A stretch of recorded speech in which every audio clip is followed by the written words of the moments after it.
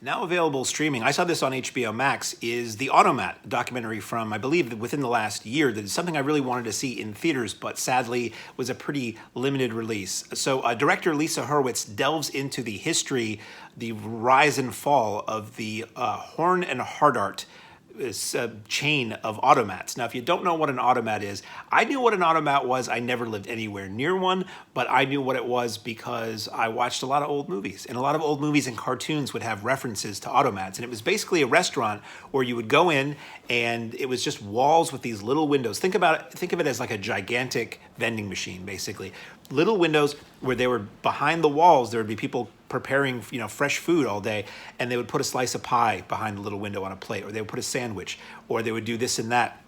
And you would walk up with a nickel and you would put it in the slot and turn a crank and the little window would open and you could pull out that food item that you bought. So it was basically a gigantic restaurant with probably not much in the way of servers, so much as probably people would clear the plates, but you didn't have waiters and waitresses and things like that. It was like a self-service restaurant. And 5 cents for a cup of coffee, and you'd turn a little spout, and out of the mouth of this metallic, like dolphin face would come your coffee, and then shoot a little milk in the end.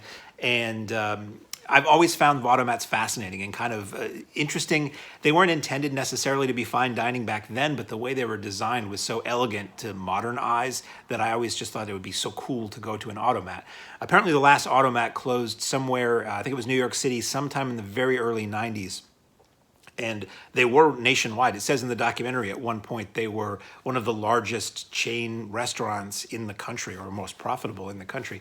And this documentary basically it talks to the people who were involved with, people who were left, who were involved with the creation and maintenance of the automats in the old days, the descendants of the people who owned that main company who was the automat purveyor, and then various people who either worked at the automats or people who are now notable who used to go. So this whole thing, including the poster, at least the icon on HBO Max where I saw this, was Mel Brooks.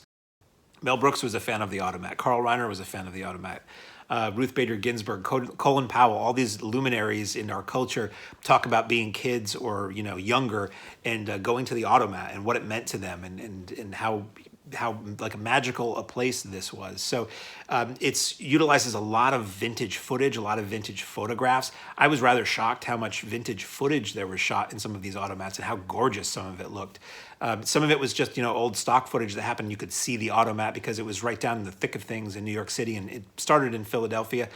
And just the vintage neon and the vintage exteriors, the interiors, and the mechanics of these large metal cylinders that had little wedges cut out in the front that they would flip around and load up with new food and then flip again so that it would be facing those little windows. And just the memories of what kind of everybody, they said, basically what kind of person. They said it was sort of a melting pot. You could have a homeless person sharing a table with a financier, both having their cup of coffee and pie at the automat for a nickel. And just this kind of wonderful, very, very cozy ode to bygone days that I just loved.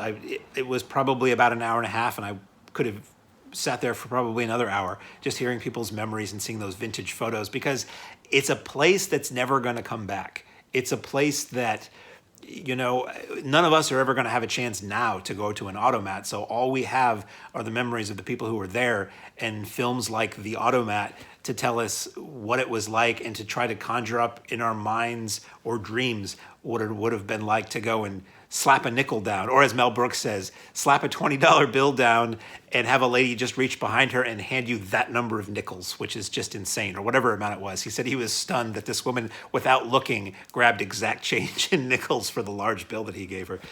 Just amazing. So highly recommended. It's streaming on HBO Max. It's probably a digital rental as well. The Automat.